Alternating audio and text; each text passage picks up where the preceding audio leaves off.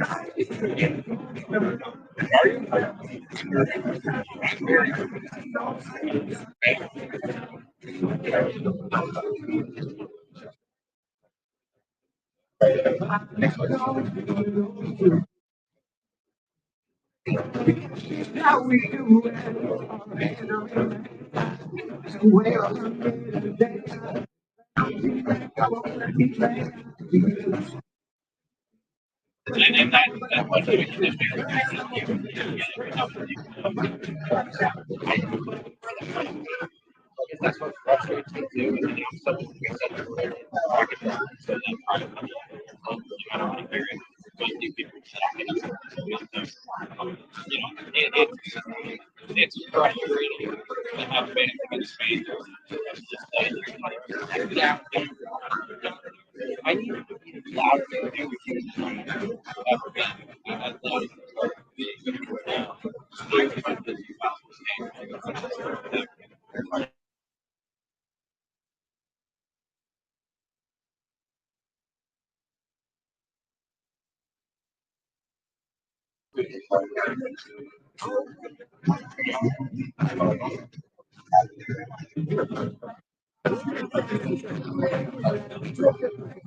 As a kid, I wore the Husky jeans. You know what I mean? It's not an easy time to begin with. And now you've got a society that is encouraging people to go down this road of transition. The difference is that my acne eventually went away and I was able to lose weight and get out of the Husky jeans. You go down this road of permanently altering your body.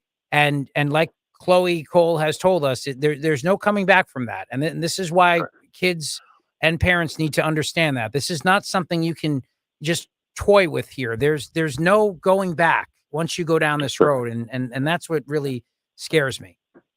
Yeah, you're right. And I don't want to lessen it. Just what you just said is the challenge that many people in our society are facing. I mean, we know through COVID and things that the mental health of children has significantly declined for a variety of different reasons. We don't want to lessen that. We want to recognize that that's the case.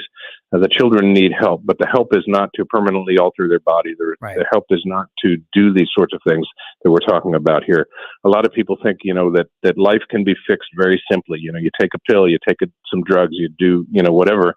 You shoot up some heroin or whatever. It's going to fix your life, or you're going to get surgery or whatever. And there are people who make money on those things. But eventually, for the person who's seeking the help, that's not where the help comes from. Well said, my friend. Well said.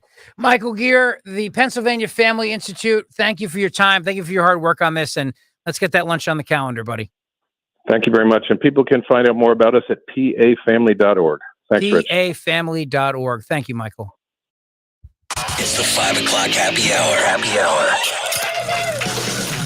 Brought to you by the Oceanfront Grand Hotel of Cape May. Save 15% on midweek stays, Sunday through Thursday. Now till December 31st. Just mention the promo code ZIOLI at grandhotelcapemay.com. All right, let's go to the ballpark, shall we? We got a big game tonight. There we are. Hey, what's up, man? Game How 7. you doing? A little striptease. Ooh la la. Red October. Hey. Blue Phillies pullover. See that? You're looking good. You're looking pretty. Look at that. Man. Big fan. Rich Zioli, sports guy. YouTube.com/@12NWPHC to see this beautiful face and beautiful Red October he's wearing with the blue pullover. Dan and DiRenzo, the other side with Dan and DiRenzo. You guys mocked me, but everybody wishes that Alec Boehm had actually started pitching last night. Yeah.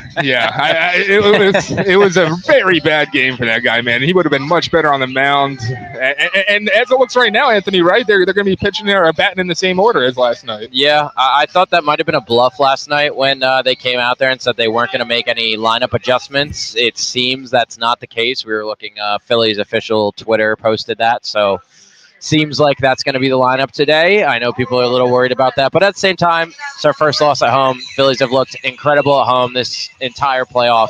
It's time to show up or shut up, and I think they're going to show up tonight. All right, let's talk about tonight's game. If they don't win, that means that the D-bags go to the World Series. Do I have that correct?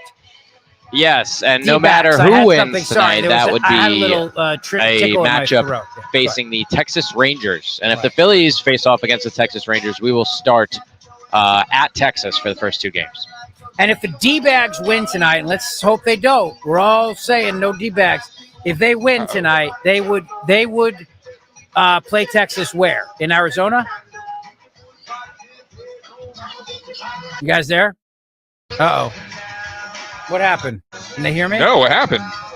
Did I get dropped because I said D-bags? I said no. D-backs, not D-bags. D-backs. Oh, my DeSantis, are you censoring me again? No, we got you. Sorry. It was our internet. I'm sorry. It doesn't matter. It's all right. Forget what I asked. We're here. All right, so bottom line is this. Must win or die for the Phils tonight. How's everybody feeling out there? I see a lot of people walking by you guys. You're down at Citizens Bank Parkway. You got all the stuff going on. What's the mood? Are people happy? Are they like anxious? I am nervous as hell. I'm really nervous right now, man. Rich, how are you feeling? Are you nervous or confident? Because Anthony's all confident. I'm all nervous. This is the first Game 7 in Philadelphia Phillies history. Yeah. Their history, man. I really hope the crowd brings it. I hope they stay loud the entire time. I hope they don't leave early like they left last time. It was embarrassing. It was embarrassing to see the crowd. Are you of the ilk that thinks it's excusable to leave early in a game like that? Okay. Yeah, Kale was okay with it, just for the record. Oh, stop. Listen, you know what? There's other times to beat the traffic. This is not a time to beat the traffic. This is a time to stay to the end, to the very, very end, because we've seen games in the ninth inning where we've seen amazing comebacks before. It's happened in baseball history. So, no. Beat the traffic some other day. You don't beat the traffic in the playoffs, especially when you consider what you're paying for those tickets. That's the other thing, too. Oh, my God. Yeah. Look, imagine paying lower level. Some of them are going over $500. Yeah, I mean, if I'm not going tonight because I don't want to deal with traffic, then you don't go. If you go, you know what you got to deal with. You're dealing with traffic. Suck it up, Buttercup, and stay to the end. Period. In fact, I don't think they should let you out. I think they should make you stay to the end. You're locked in. Yeah, that would be. I like that idea. Listen, when you go to events with the President of the United States, you can't physically leave that room until the President leaves the room. That's for security purposes. I think it should be the same thing when the Phillies are in the playoffs or the World Series. Your ass is in that chair until the end of that game. Period. That might be your best take ever. Are there any exceptions allowed though, there, Rich? Well, I mean, you go to the bathroom, I'm saying, but you can't leave. Medical emergency or something, maybe, but that's it. All right. Just making sure. Now I'm all fired up. But the reason why I think we're going to win tonight is because, I started the show today at 3:00 saying that Tom Emmer should not be Speaker of the House, and the power of the Zeoli Army. 90 minutes later, he dropped out as in the race for Speaker. So what I'm saying is that energy, that positive energy of what we've accomplished I am now channeling it to you guys down at Citizens Bank Park. You feel it's just like what the Zeoli Army did earlier this year. Right. That's exactly what they did with the trip, Rich. Exactly as you claim. You saved the season. It wasn't Jack Fritz. It was you. Along with that energy, can you send some Xanax? It was not me. It was the Zeoli Army. We went to D.C. We saw the Nats. Fans of Philly. We went there on the road. Yes. Fans of Philly. We had a great trip. And then the Phillies turned the season around.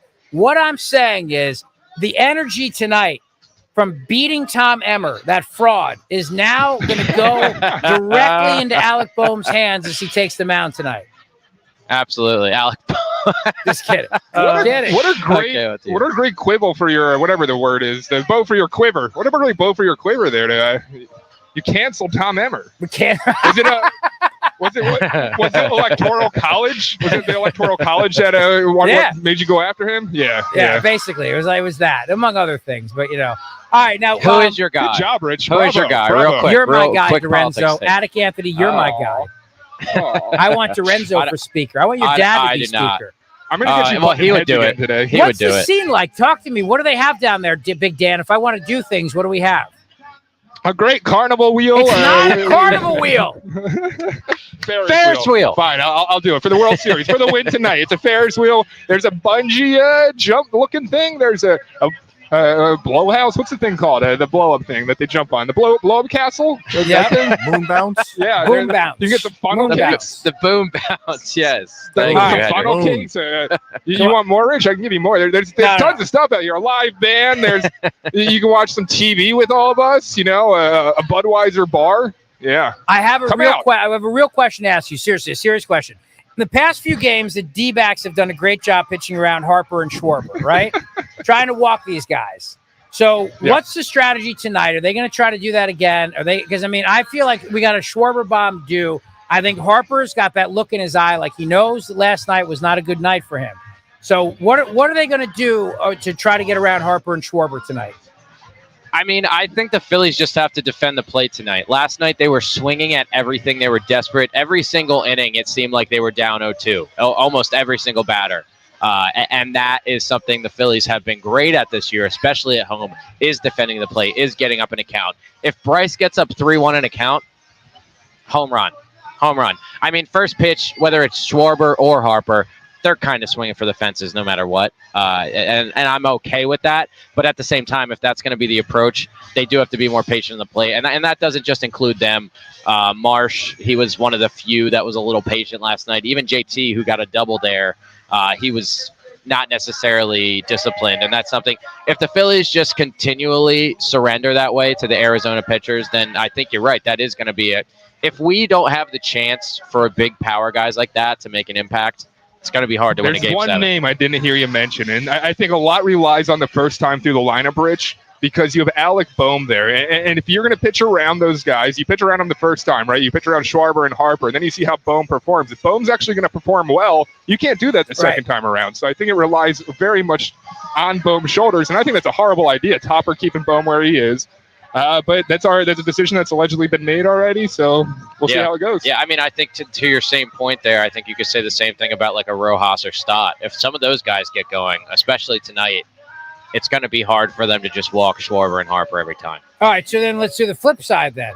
Arizona's got this Marte guy, right, who's really good. Yeah. He's a power hitter too. What do we do about him?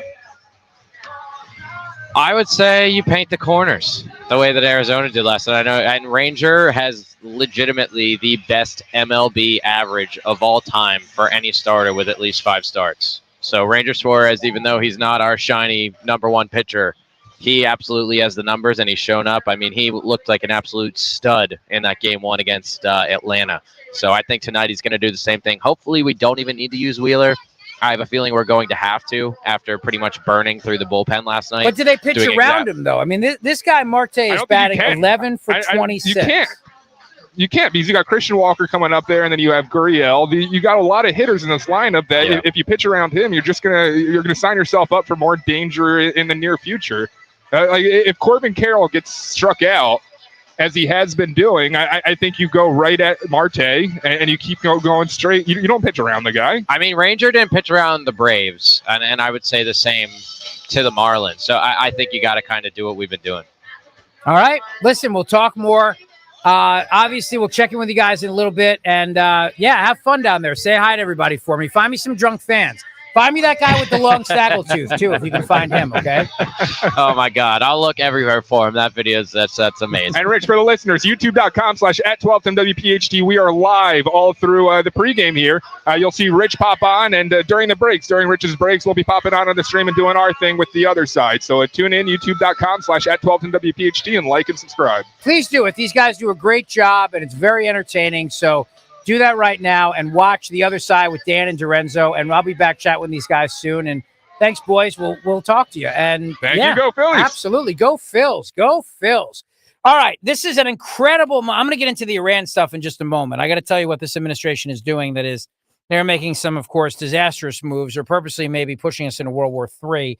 But this is an incredible month to purchase or lease a new Volvo from my friends at Cherry Hill Volvo. They always have an incredible inventory of aggressively priced Volvos, but this month, there are a plethora of discounts and offers available, too many to list in one commercial. Incentives start at $5,000 and can escalate all the way up to $11,000 in incentives.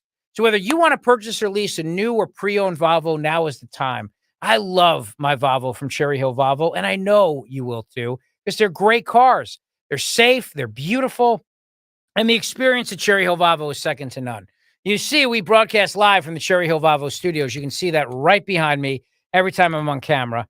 And Cherry Hill Volvo Cars offers a full line of new Volvo vehicles to fit every lifestyle. I'm currently driving the XC40 right now, and I love it. It's got a ton of cargo space, and it's also incredibly stylish. But if you need to go a little bigger, there's the XC60. There's also the XC90. That's the family car at the third row. Or maybe you want the S-Class made right here at their plant in South Carolina. Either way, Cherry Hill Volvo is the most accessible Volvo dealer to Philly and South Jersey, right across the bridge. And Judith, Yosef, and the entire team look forward to meeting you and always doing the right thing. Judith prides herself on always doing the right thing, and you will understand that why relationships really do matter. So go see them today. Cherry Hill Volvo on Route 70 in Cherry Hill, where relationships matter. Tonight for the Phillies game, temperatures will be in the 50s with light wind speeds, clear skies, and dry conditions. Overnight dropping down to 48. And for tomorrow on your Wednesday, a high of 72, mix of sun and clouds. Thursday, 76 degrees. Friday, upper 70s. And it looks great going into the weekend. We push into the 80s by Saturday. I'm NBC. There we go. Welcome back into Citizens Bank Way with the other side. Anthony DiRenzo next to me. I'm Dan Borowski from the Dom Giordano program. Rich is in break right now, so we thought we'd hop on for a little bit and say hello. Hi, Anthony. Hi, Dan. How are we doing? I'm doing fantastic. I got some people checking into the chat. Please feel free to drop your comments. We love interacting. Anybody around? John Giavone? Yes, people are around now. That was kind of early on. Do or die. Let's go, Phils, or kill it, Phillies. Comes in from Mangle Mush. And Carol. Hey, Carol. Thanks for checking in. She says, go, Phils, ring the bell. Some nervous energy around here, man. I'm definitely noticing. It's not as chipper as it's been these past couple of days. I don't need that. Let's go. If you're coming down here, have a couple beers before you get in there. Get loose. Get feeling. We're 7-1 in the playoffs right now at home. It's time to win another one. And I think they're ready. Yeah. I think this crowd is going to pop. I'm just concerned that if we don't get it going early, it's not going to go well. I mean, do you think there's any way that we underwhelm? It's rare for the bats to look the way they did yesterday. And I'm not saying that means it's guaranteeing a win, but I think either way it's going to be a higher scoring game. And I also think, these power hitters that the Phillies have in their lineup, it's hard to keep all of them down that long. And then hopefully, to what we were saying earlier, whether it's a Rojas, a Stott, a Bohm, if we can get some of those contact hitters involved, we'll be fine. Catsty, man, what's going on with him? Why is he slicing? Why is he just completely He just wants the to ball? hit 5 home runs every game after that entire debacle. Is he just trying to be cool for Liam? Or? Yeah, I wouldn't say that.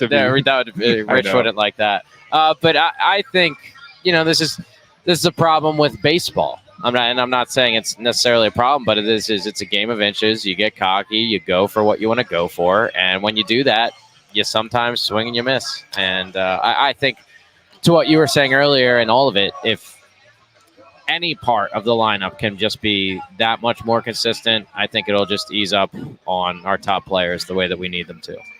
Yeah. Sorry, I was mesmerized by Busby. Yeah, we have Buzz B here. If you want to come down, you can meet B101. Oh, you Buzz can see him on the one camera, but see if I can grab Buzz him B. here too. Buzz B is the most famous celebrity here. If you want to come down, actually, that's not true. The Fanatic usually comes. So 1210 WPHT had a mascot. What would it be? Fanatic. No. You can't steal a mascot. You got to come up with something original. No. I'm not saying steal it, but if the Fanatic comes out here, Buzz B, you're gonna be. Yeah, but I'm saying if we had a mascot, 1210 WPHT, like Buzz B over here, what would it be? It would be an elephant. Okay. Probably. That makes not sense. To be it's a cliche. How about a giant Ronald Reagan head? Just one of those clay weird ones that oh my goodness. That'd be on brand. That'd be real on brand. Mike Goodwin, Bull Durham reference. Can we get somebody to rub a chicken bone on the bats tonight? We need that rotisserie chicken guy to be sitting You in the front you ever row. have a wait? Hold on, let me check to make sure. We're going back to Rich. We'll be back here in a bit. Let's listen to Rich for a bit.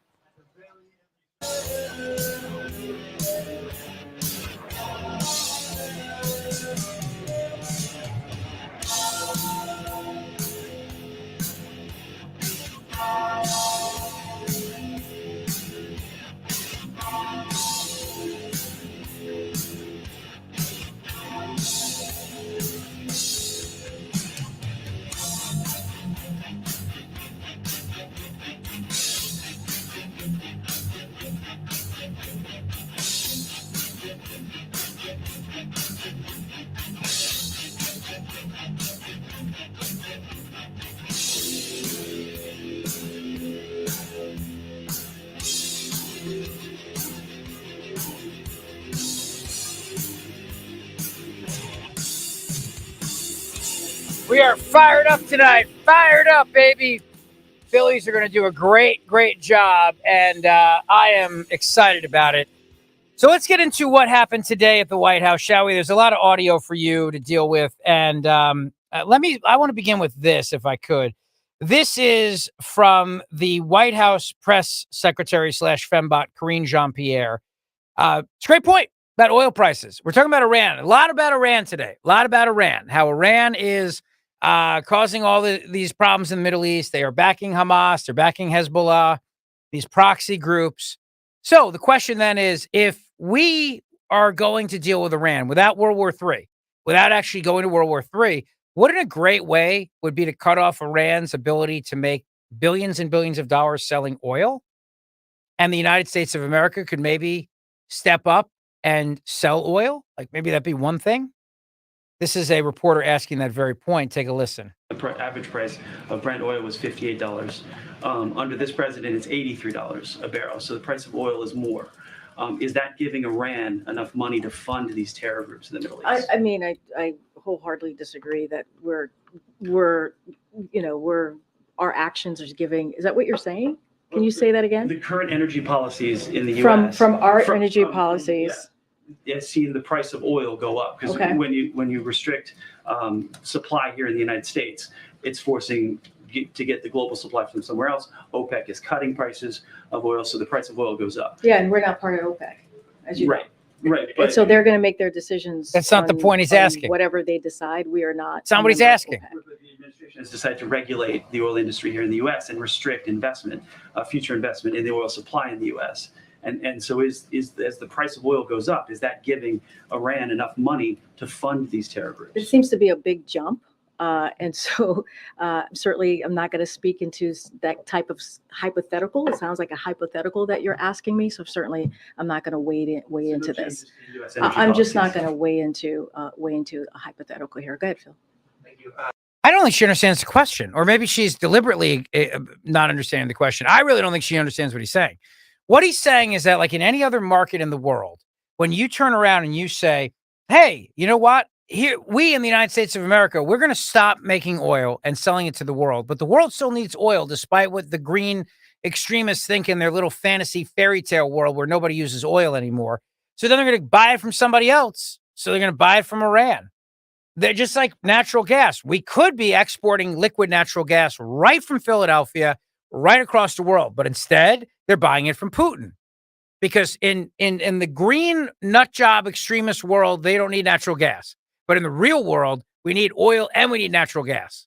We need both things because that's how we keep the lights on in the world. Only in their little fairy tale world do windmills and solar panels actually work.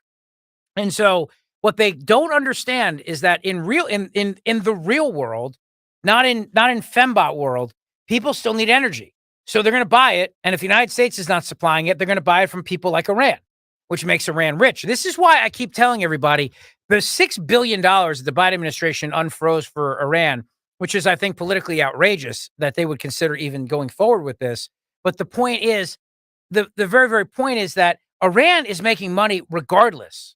They have billions of dollars because they're selling their oil to China. China. That's the reality.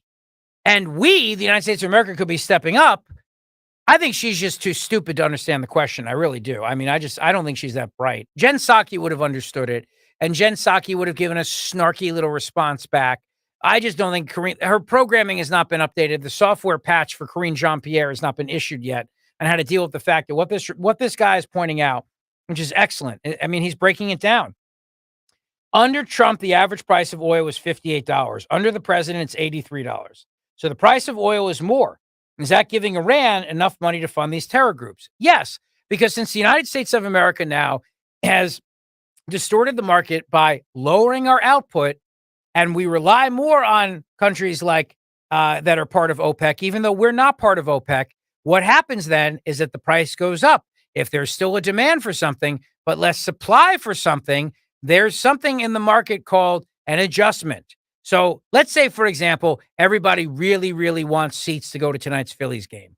But there's a finite number of seats, which is why you should be required by law to stay until the end of the game and not be a little crybaby and leave to beat traffic, number one. Number two, the reason why people are paying $500 to stand is because there's a finite number of seats. There's only a number of seats. But if you go to a game in the middle of the summer, if they're not winning, you go to a game in, June or something like that, you're going to pay a lot less for those tickets. Supply and demand. The world needs oil. We are making less oil. So that means now the demand is still there, but there's less supply. So now the people that supply oil, like Iran, for example, are able to then boost prices. It's not that complicated. It's not that complicated to understand. Here is today Admiral John Kirby, who was speaking at the White House podium today. He won't say if he believes the United States believes that Qatar should expel the Hamas terrorist leaders in their country. Let's start there. I know that you've thanked Qatar for its role in helping to secure the release of some of the hostages so far, but I was wondering if the U.S. believes that Qatar should expel the Hamas leaders that are in the country right now. I don't think. Well, I'll just say we're having conversations with partners across the region, and we know that Qatar has an open line of communication with Hamas. And as you saw, we thank Qatar for their support in helping get those two Americans out. I would just tell you that those discussions and those conversations are ongoing and critically important. And I think I need to leave it at that. Just leave it at that. Just leave it at that. He was also he was asked the question of whether or not, let's see, cut one and cut two, Matt, seem to be the same. I don't know if you meant to have a different one there in the Kirby cuts. Looks like 1 and 2 are the same. Oh, yeah, just skip it then. All right, then let's do number 3. Obama's comments critical of Israel's right to defend itself. Go ahead. Former President Obama shared some of his views about the conflict yesterday. One of the things he said was that the Israelis haven't done enough to avoid killing or injuring civilians as they seek to take out Hamas in Gaza. Does President Biden share that view? President Biden has, since the very beginning of this conversation, been talking to the Prime Minister, and we have been talking to Israelis at various levels, at the cabinet level and below, about what separates us from Hamas as two democracies, and that's respect for human life. That's abiding by the law of war. That's by doing everything you can to try to prevent civilian casualties and collateral damage. And that's an active conversation we continue to have with them. Barack Obama, I've told you this before, is actually running this country. He's running the White House, right? He's actually in charge. It's not Joe Biden. Obama pulls the strings of Biden. And Obama has issued a new statement on Israel and Gaza. And this is what the president of the United States, Barack Obama, has said. In a lengthy statement, Obama again condemned the deadly attacks launched by the militant group Hamas on October 7th in what he called an unspeakable brutality. While he maintained Israel has a right to defend itself against the attacks, he reiterated the need to abide by international law and said, quote, "But even as we support Israel, we should also be clear that how Israel prosecutes this fight against Hamas matters. In particular, it matters, as President Biden has repeatedly emphasized, that Israel's military strategy abides by international law, including those laws that seek to avoid, to every extent possible, the death or suffering of civilian populations."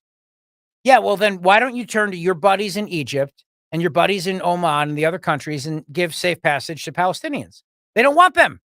They don't want them. So give me a freaking break with your lectures to Israel. You're part of the problem. See, Obama put Iran at the seat of the table of the adults in the world, and they don't want to be there because they hate us. They hate Israel. They hate other Muslims too, Muslims who don't abide by their version of Islam. So that's something right there. And then also, what Obama did was he helped them with their nuclear enrichment program. Now, it's one thing to argue, listen, it's a sovereign nation, they can do what they want. We help them do it. Obama has always been trying to boost Iran, and he still is, using this administration as a proxy. The only reason, I'm telling you right now, the only reason why guys like John Kirby are coming out and calling out Iran is because they're military guys, first and foremost, and they know that Iran is the problem, and they want the world to know Iran is the problem. It doesn't mean that we're going to go to World War III here. I want to be clear. This is very, very important to understand, all right? There are two things here.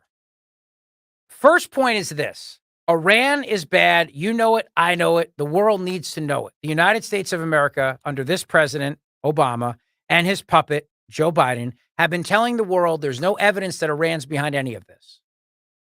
The military guys are coming out and saying Iran is 100% behind this. Not because they want to get us into World War III, necessarily. They may, but I'm saying, but it's because it's the truth.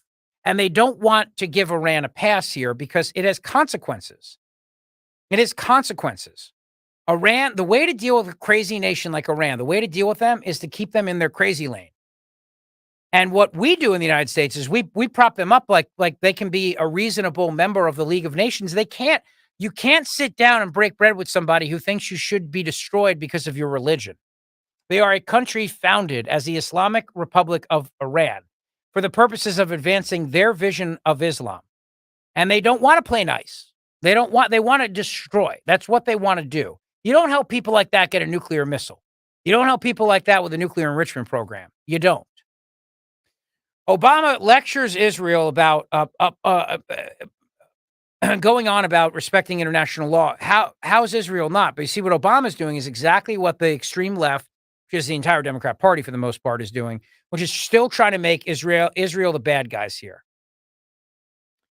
Still trying to make it seem like Israel the bad guys. Yeah, you know what? What happened on October 7th?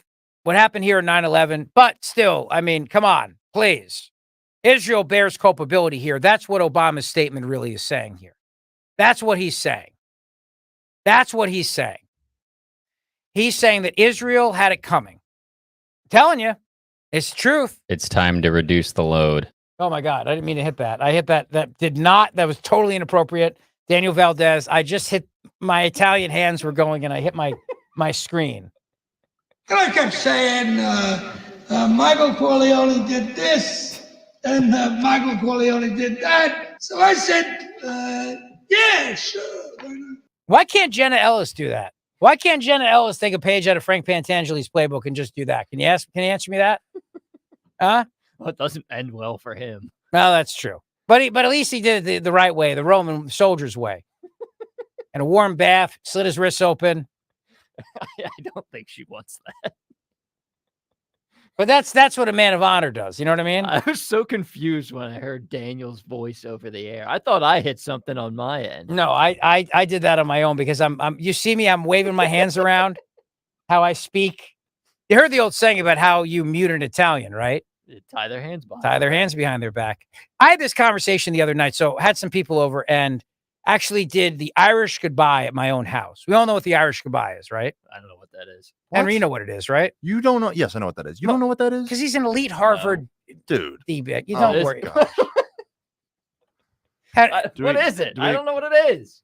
What? Tell us what the Irish goodbye is, Henry. Basically, when you're at some sort of social function or, anything like that, you just leave without saying goodbye. You just kind of drift off into the night. Yes. And I typically do it when I'm at events. A lot of times I do it. I sort of just disappear and I go, oh, you did the Irish goodbye.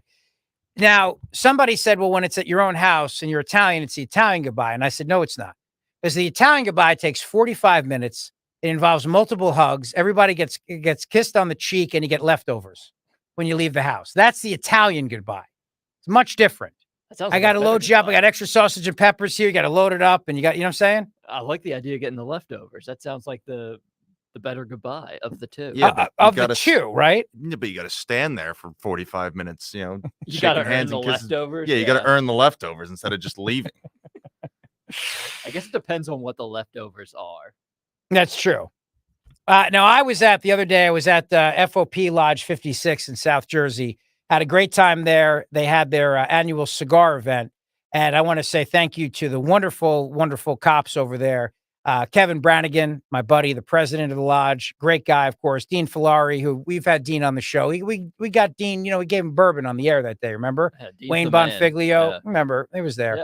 Yeah. Great guys over there, and I had a lot of fun. So it was really nice to see them, and always nice to spend time with my friends at FOP Lodge 56. Of course, today in Philadelphia, we laid to rest a brave hero, a very, very brave hero who was gunned down by a madman in Philadelphia, a cop killer and a murderer.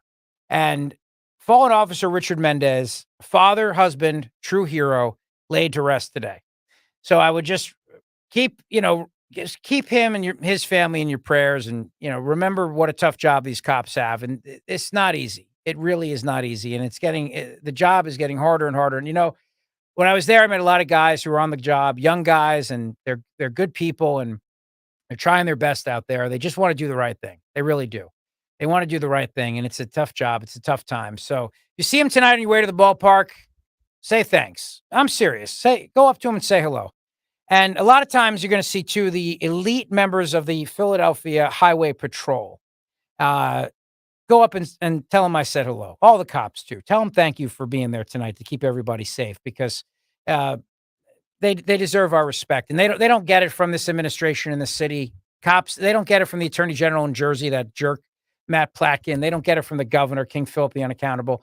These cops, they don't get it. They don't get the respect they deserve. So, you walk past them tonight, just say, hey, thank you for being here. Thanks for keeping us safe. They appreciate it. It goes a long way. It really does. It goes a long way. It really does. All right. More on Kirby here. Let's see. Kirby, who was such a, sorry. See, now I'm getting distracted by people texting me. Hang on. Let me focus. Well, my ADD is running everywhere today. It's not my fault. I'm victorious. I defeated the fraud, Tom Emmer, who was going to become Speaker of the House. I single-handedly, along with Donald Trump's help, defeated Tom Emmer as Speaker of the House. Trump was like the Robin to your Batman, though. Thank you for that analogy, Matt DeSantis. Well done. I was the Batman, and Donald Trump was the Robin to the takedown of Tom Emmer, that fraud. Excuse me. No, you took no. I'm the Batman in the analogy. I started this last night. No offense, Mr. President, but I started it last night. I did an hour beating up Emmer for being an anti-electoral college fraud. And today, 90 minutes. And what happened after that? He's out. See the power of this show? Yes. That's right. Damn right. So true. That's Rich during the breaks. That's not from Rocky. That we just me and That's Henry just recorded me. that during the breaks. Yeah. Just feeling so proud of myself that we took down Tom Emmer. Oh, it's great. If you missed it, by the way, go back and listen to the whole show. You'll learn about the Federalist Papers, the Constitution, all of it. I was teeing off on everything. And all of a sudden we go to break. We come back. The guy's out of the race. That's the power of the Zeoli Army right there. We turned the Philly season around. We got Tom Emmer out of the race. And now we're going to get them the win tonight. PGB on YouTube has a question for me. Rich, I heard the D-bags eat pasta sauce out of a jar with yellowtail wine. That is a true story, true fact. 100% true. That's true. And I'm going to say this point too, and I mean this, and I'm sincere about this point. Unless you have a medical emergency, if you leave that game early tonight, you might as well be a D-bag. You might as well root for the Diamondbacks. Don't bother ever coming to the stadium ever No, again. I think you should be banned. And I'm going to use my influence to make sure you're not allowed to buy tickets ever again. And they have facial scans. You can't enter a casino if you're on the list. Yeah. I'm going to do that at Citizens Bank Park. I got friends over there, They got the AI scanners going in. They might as well. That's right. That's what I'm saying. This should be as worse as worse of an offense than storming the field. Yeah. And getting tackled by a security guard. And you get banned, then this is like that. You know You're what? trying to beat Actually, that traffic. guy who tackled the guy who stormed the field, he should tackle everybody trying to leave Citizens Bank Park early tonight. I'm with it. Tackle them right down and teach them a lesson and say, you don't leave till this game's over. Yeah. You paid $500 for the seats. You might as well see it through. You're part of this. You're part of this, You're and in you it. don't leave early. You're part of the giant entity that is Citizens Bank Park tonight. So that's it. You leave early tonight before that game's over. I don't care what the score is. You are not allowed back in Citizens Bank Park. I will make it my job. Yes. That, and just no matter how the game goes, stay engaged, stay in it, and stay loud. Yeah, and I want to say another thing, too, to the Philadelphia police, if they're listening. If anyone tries to leave early, arrest them. Yes. We'll deal with the consequences down the road. I got a guy. Just lock them up. Don't let them leave. I mean, let them leave and then, pull them over. And I guarantee they're drunk. I'm just saying. I rarely agree with anything Henry has to say, but I do agree in this instance. If you're there, you're like part of that amalgamation of fans that make up Citizens Bank Park. The team needs you. You can't walk out. Did Kale really say he's on the side of the deserters? I don't know. I don't get up that early. No, but that's what we're calling them. We're calling them the deserters, which makes them D-bags, deserters. There's a bag in that name somewhere. Desert, something. Right. Thank D-bags, you. Snakes, the whole thing. Exactly. Thank you, Henry. That's my point. Exactly. So that should happen. Let's see. PGB says the Phillies should lock the gates and force every fan to stay until the last out. Forget the fire safety laws. This is no time for weakness. You can't call yourself a fan if you leave 1 minute early.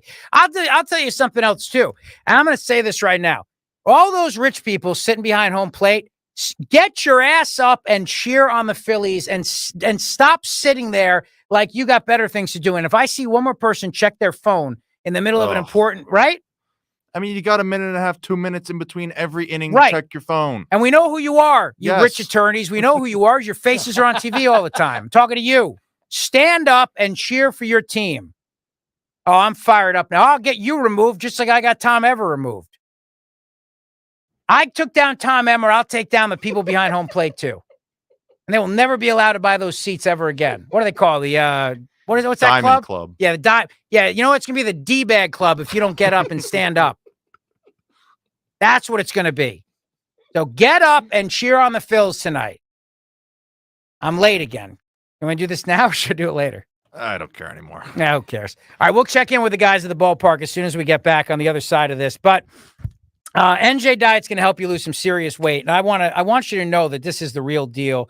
Because the other night at the FOP Lodge 56 cigar dinner, my buddy Lee Borowski was there, and he was going on about how he's been 3 years since he did NJ Diet, and he's kept the weight off. It's amazing. The program works. 40 days to lose 20 to 40 plus pounds. Just do it. 40 days to lose 20 to 40 plus pounds. You will lose a contractually guaranteed 20 to 40 plus pounds in only 40 days with NJ Diet. They use your hair, saliva, and blood work along with scans to personalize natural solutions and supplements that get you and your body into the fat burning zone so you can finally lose that weight. Then NJ Diet. And we are back live from Citizens Bank Way with the other side, as we do for every home playoff game, Phillies playoff game. And the name The Other Side, Anthony, there's a lot of different meanings for it, but one of them is that we're from the other side of the glass. And one of those guys from the other side of the glass is Phil Almquist behind me. Phil, what's up, brother? What's going on? Game 7. Looking forward to what we're doing out here. And, Yeah. the game, obviously, it's going to be a big one. So introduce yourself. How would our 1210 listeners know your voice? I am all over the board, nights and weekends and whatnot. So filling with Rich Zioli occasionally when either Matt or Henry is out, which is where I'll be Thursday and Friday of this week. I'm on the Pat Callahan show morning Saturday. Getting trained now for the morning show, so I'm kind of all over the board. All here. over the place. Yeah, pretty much. Every man, Phil. So, Phil, you're a self-admitted, what is it? Yankee fan? Yankee fan. Yankee Yeah, fan. absolutely. You I hail grew up from up there. you hail from Connecticut, right? Absolutely. So, as an unbiased observer of these playoffs, there's been a lot of talk about the traditionalist. The traditionalist baseball fans have been saying that the change in the format has taken away a lot of the fun. Where do you stand on this change of format? For example, the wild card round being there, it impedes the batter's consistency. I actually like the additional teams.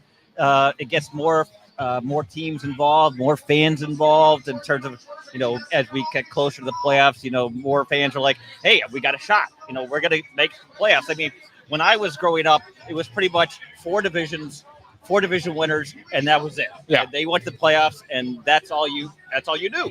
But now with all the wild cards and stuff, I think it's great. So let me ask you this. As a Yankees fan, you guys had a lot of super teams, a lot of likable teams if you're from New York. Yeah, I mean, I didn't much like them. No, I understand. I understand. So the Phillies, this city's in love with this team. Is there any? No question. What was the team, the Yankees, that you think are the most beloved Yankees of all time? Just a team in general. Beloved team. Wow. I mean, in the last. Because it's tough, right? Because you got the Gehrig era and all that. Yeah, I mean, I would have to go farther back because when Reggie and those guys were playing, they were not beloved, and they hated each other. Billy Martin hated Reggie, and there were fights going on all the time. Maybe the Derek Jeter era, because they all kind of came up together as a unit through the minor league system and to the league, because there was no real, people from the outside didn't really hate those guys like the Derek Jeter and Bertie Williams and whatnot. Yeah. So I would probably have to say that era when they won their 4 titles. Yeah, I think that's fair. I mean, they beat the Braves. Let me expound that, though. On that era, though, are you a guy that is a Yankees fan who still has distaste for A-Rod? No, I don't have distaste for A-Rod. You like A-Rod? I never had distaste for A-Rod. I mean, he can rub a lot of people the wrong way, obviously. To me, the whole thing about the steroid era in general is they should all be in the Hall of Fame if they are good enough. Yeah. Like Pete Rose should be in the Hall of Fame. I mean, A-Rod should be in the Hall of Fame. Roger Clemens should be in the Hall of Fame. Let me ask you, Anthony, where do you stand on that with the steroid era?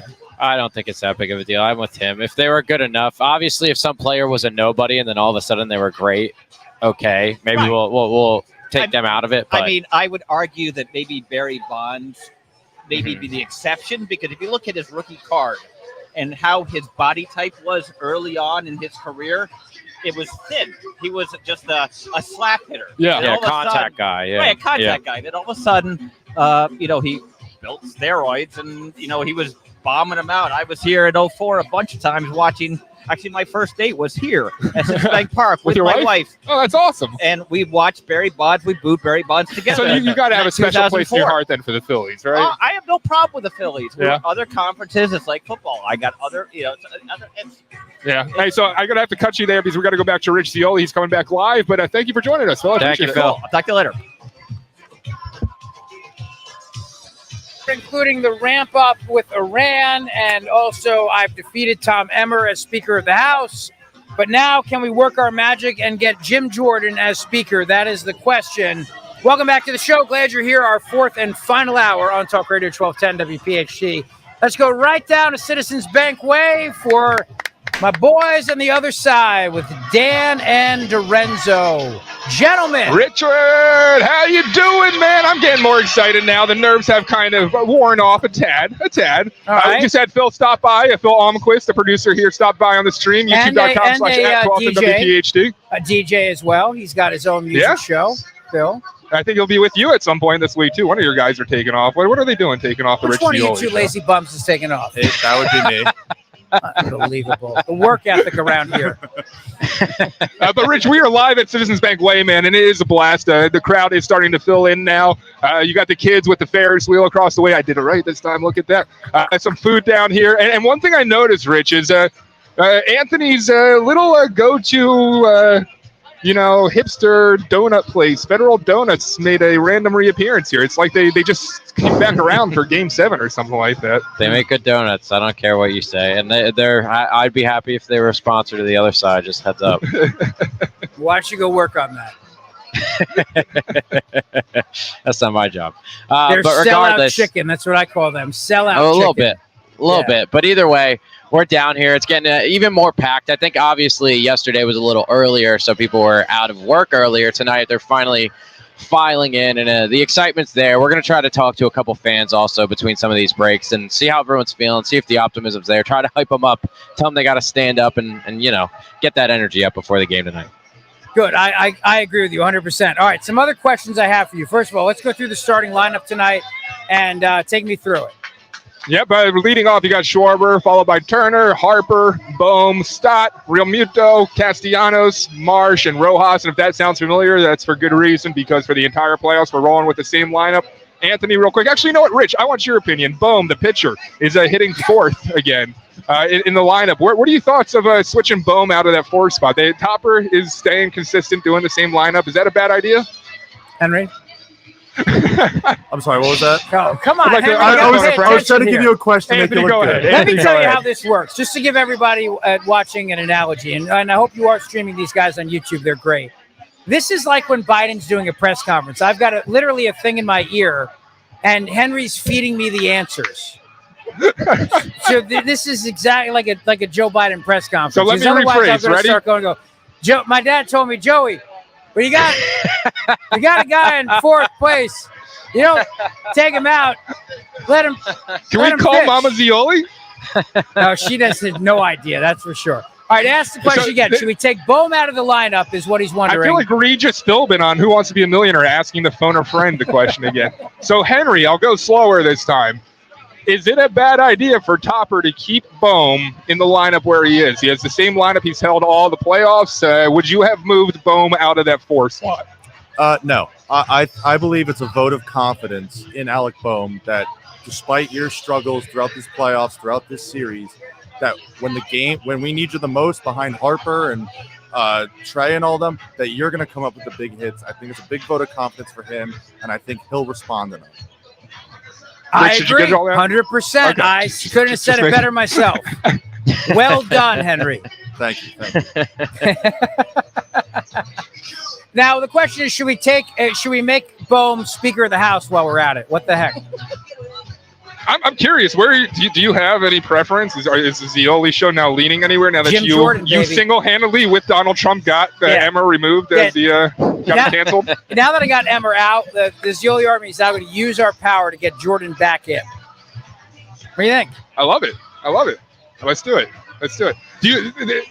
I don't want to go too far down this hole, but do you think there can be some rest in the house with Jordan coming back, or is that just going to lead to more turmoil? No, I think it's going to bring everybody together. You know what's going to lead to turmoil, though, is what you just posted on social media. Pasta sauce out of a jar is underrated, and Yellowtail Chardonnay ain't half bad either. Sounds like a Wednesday night for Maisie and me. Big Dan Borowski. Dan, why do you do this to me? I swear to God, tonight after this, I'm going home. Maisie's boiling up some pasta. We're putting some Classico jarred sauce in there. We're having some Yellowtail Chardonnay. I cannot believe that guy put that in the chat, because that is a standard weeknight for me and Maisie. It's totally. What do you think? I'm going to milk a tomato for a sauce? It's not that you just need canned crushed tomatoes and fresh basil and. I use the tomato paste, olive oil, crushed tomatoes. So, Rich, basil, Mama Zioli once a year pepper. makes a big jar, and then she freezes it for all of you for the rest of the year? It's not that hard. It's not that different from the jar. You just are using fresh ingredients instead of having a preservative jar. Correct. That is sitting in your You know what? You want advice on pierogies, Rich? I got you. Great. It takes 10 minutes to make a nice pomodoro, and it'll taste so much better. You need a little garlic, a little olive oil, and you need to just get a can of I should have said garlic. Listen to me. Yeah. I can make a killer carbonara. I can tell you that. Can I tell you how to do this? You get Cento tomatoes, the San Marzanos, a little Cento olive oil, some garlic in there, sliced nice and thin, like the way they do it in Goodfellas, like with a razor, okay? Put the Cento tomatoes in there, and then a little salt, little pepper, all right? Let it do its thing, and you're good. You're done. Sounds like heartburn. Well, I think the jarred one is worse than that. Yeah, that's true. I guess it is the same stuff, right? You got to cut the garlic nice and thin, though. Nice and thin. Throw a little basil in there. You'll be good to go. Trust me on this, all right? But you got to use the Cento San Marzano tomatoes. Use the San Marzanos. They're the best. All right? I'll do that. You're welcome. At least I can do the help. You got some people on YouTube. Jeff now says, Dan, the sauce in the jar is 100% fugazi. It's a total fugazi. Yeah. Where's my fugazi line? I was told by a chef, though, that it's perfectly acceptable to... You looked at it for 2 seconds. It's a fake. Yeah, I know what a fugazi. Yes. I was told by a chef that it's perfectly okay to, fry up, to saute some onions and peppers, and then some, Italian sausage, then jump a jar of the sauce on there, and then you got some meat sauce. Anyways, good talking to you guys. Let's have a. You know what? I don't endorse it. I'll stick to food. You stick to sports. Okay, Borowski. All right. I can do both. You are aware that I eat a Lunchable for lunch every day, right? Yeah, I know, and Like I'm the pizza starving. None of Lunchable. us eat. I can't eat when I'm doing the show, so I'm starving. I'm all right, hungry, too. pitching. Talk to me about pitching. We got. What do we got? Ranger Suarez for the Phillies tonight. And I mean, Ranger Suarez is absolutely lights out in his postseason career with the lowest ERA, legitimately, of all time through 5 starts. I think Phillies fans, as much as he isn't our number one starter the way that Wheeler is, Phillies fans can only be positive at this point, really, looking at Suarez at the mound. And there is a chance, say he struggles there, that Suarez may get relieved by Wheeler if we need it. So we'll see how that goes tonight. Is that a move, like a smart move, though, Well, Nola would then pitch game 1. Okay. Empty the which tank. I guess, we could have that discussion Empty later. the Because tank. people are worried. Leave I nothing. don't think it's all Wheeler can only pitch once, though, right? In the World Series? Well, it doesn't matter anymore. It's game 7. You can use your entire staff until, it's over. So Plus, you got a we'll 3 see. days rest after this too. Yeah, Yeah. that's true. I say you leave nothing in the locker room tonight. Am I right, boys? Let it all out. Yeah, let her rip. I mean, Suarez, 0.94 ERA. I'm pretty confident. Hopefully we don't need Wheeler. We'll see. What about the guy with the weird stance that everybody was talking about? They didn't like him. They booed him last night. Oh, God. Who was that last night? You're talking about Arizona, right? No, on the Phillies, the closer that everybody was booing. Kimbrel. Oh, Kimbrel. Kimbrel. Yeah, the guy. Okay. Yeah. Okay, The one-armed okay, man. okay. Yeah. Yeah, it's. I mean, he actually did solid last night. He did better than everyone would have expected, I would say. He did better than some of our relievers. So But he's not playing tonight, right? There's no chance he's coming out, I would doubt it. right? Our bullpen's killed right now. I think they're going to rest. I think the park erupts in boos if the Topper sends him out. Yeah. I think there's a good shot he does come out. Really? Yeah. All right. Look, it's the same thing with Bohm batting 4th. It's a vote of confidence. This guy was your closer pretty much all year. I don't think you turn away from him now, even though he struggled a little bit. Okay. All right. Well, that's the official ruling on the field then. What about On the other side, sorry, just on the other mound, you got Fat, but it Fat. looks like Fat. Fart. I wanted your commentary, Rich, on this guy's last name. P-F-A-A-D-T. Imagine growing up with that in elementary school. Be awesome. It's fat, yo. Fat. What up, Fatty? Hey! That'd be rough.